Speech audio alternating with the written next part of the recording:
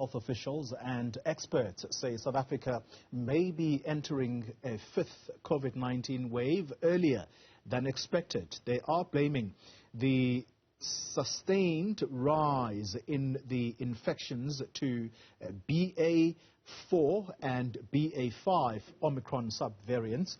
Let's get an update now from the Professor of Vaccinology at Wits University, Professor Shabir Madhi. Prof, good morning to you and thank you very much for your time. Firstly, where do you stand on whether South Africa has indeed entered the fifth wave?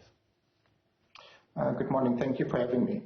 So we very much have entered into the fifth wave. It's really a matter of definition.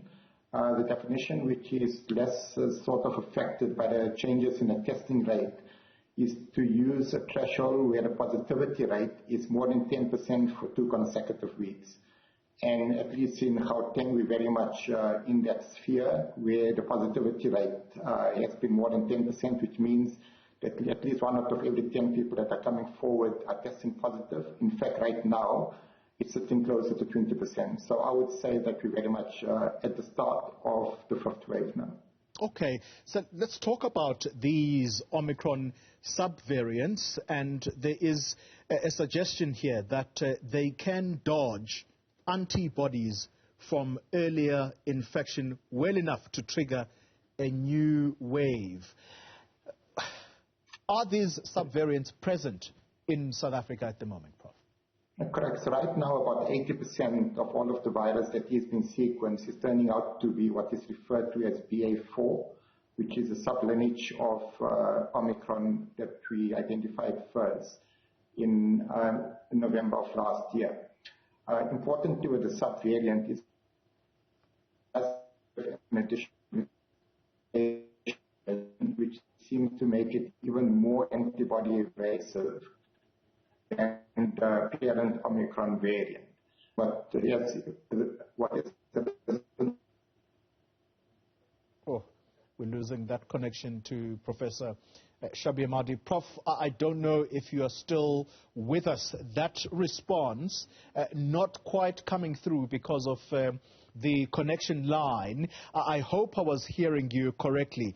Are you suggesting that blood from vaccinated people showed a threefold decrease? In other words, people who are vaccinated, they are able to withstand these subvariants.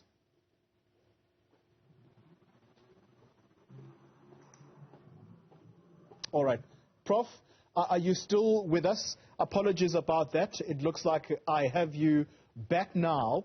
You completely broke off. I was asking the question about the blood of people who are vaccinated.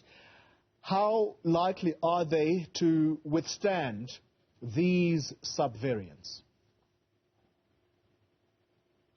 So it depends what you're trying to protect against, and it depends whether those people were previously infected with Omicron. If people are vaccinated and they've been previously infected with Omicron, the data indicates they probably will be protected even from infection due to the subvariant. But at the same time, what we're wanting to focus on right now is not whether people have been protected against infection, but rather whether people are protected against severe disease and death. And all of the indications are that either whether you've acquired immunity from infection alone or from vaccines alone or a combination of the two, which seems to induce the most robust immune responses, you would have reasonably good protection against being hospitalized and dying of COVID-19. If you are a high-risk individual, however, you would benefit from getting your booster doses. All right, Professor of Vaccinology at Wits University, Professor Shabir Madhi. Let's leave the conversation there. Thank you very much. Hopefully